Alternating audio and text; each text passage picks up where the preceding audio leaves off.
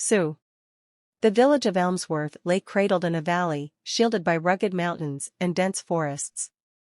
Life in the village was simple, almost idyllic. Farmers tended their crops, children played along cobbled paths, and the distant hum of a stream filled the air. But this serenity was fleeting, destined to shatter under the weight of an ancient prophecy. It began as a peculiar dawn. Lila, a young healer known for her skill with herbs, stood at the forest's edge, the morning sun painting the treetops gold. She bent to pluck yarrow leaves when her gaze caught the streak of crimson cutting across the sky. She froze, her breath hitching. The color was unnatural, vivid, and foreboding. The birds that typically sang from dawn to dusk were silent. Even the wind felt different, sharp and cold, carrying whispers she couldn't understand. Lila shook off the unease and returned to the village, her basket of herbs clutched tightly. By midday, the sky had transformed. The streak had spread like spilled ink, turning the heavens a deep, menacing red. Villagers gathered in the square, their voices rising in fear. "It's the prophecy," muttered old Gerald, the town's historian. "The crimson sky is the herald. The forgotten ones will rise." "You and your tales," snapped Marin, the village blacksmith. "It's probably just a storm." But Lila knew it was more than weather. The pressure in the air was palpable, suffocating. She couldn't explain it, but something ancient and powerful was stirring. That evening, the village huddled together. Candles flickered in windows, and families whispered prayers. Lila sat in her cottage, poring over her late mother's notes.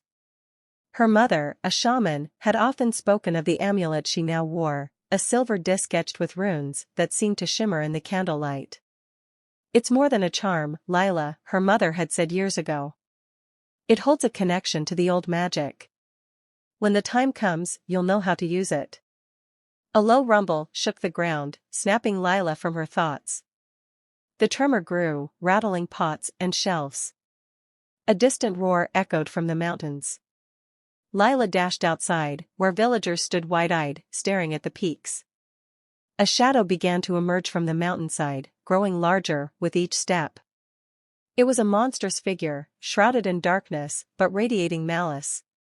Its eyes glowed red, like embers in a dying fire, and its massive limbs crushed trees as it approached. Screams erupted as people ran for their lives. Lila's heart pounded, but she didn't move. The amulet around her neck pulsed, its warmth spreading through her chest. She clutched it tightly, a sudden clarity washing over her.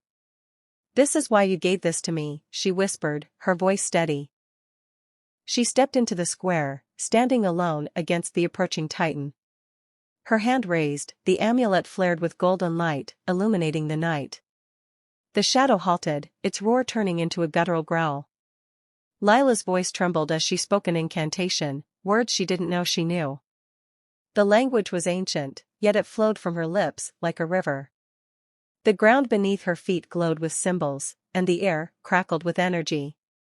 The shadow lashed out, its clawed arms slicing through the light, but the amulet's power held firm. Golden tendrils shot forth, wrapping around the figure and pulling it back. It screamed, a sound that pierced the night and rattled the stars, before disintegrating into wisps of shadow. As the figure vanished, the crimson sky began to fade, replaced by the soft blues and pinks of dawn. The village was silent, save for the rustling of leaves and the distant song of birds returning. Lila sank to her knees, exhausted but alive. Villagers cautiously emerged, their faces a mix of awe and fear. "What was that?" Marin asked, her voice barely a whisper. "A guardian," Lila said, her voice hoarse. "Corrupted by time and anger. It was meant to protect these lands, but something twisted its purpose." Old Gerald stepped forward, his eyes wide. You saved us." "No," Lila replied, standing shakily. "The amulet did. My mother did. I was just the conduit." From that day forward, Lila was no longer just the village healer. She became a protector, a symbol of resilience.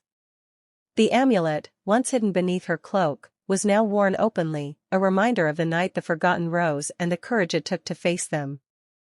Though the crimson sky never returned, the villagers of Elmsworth knew one truth: as long as Lila stood among them, they were safe.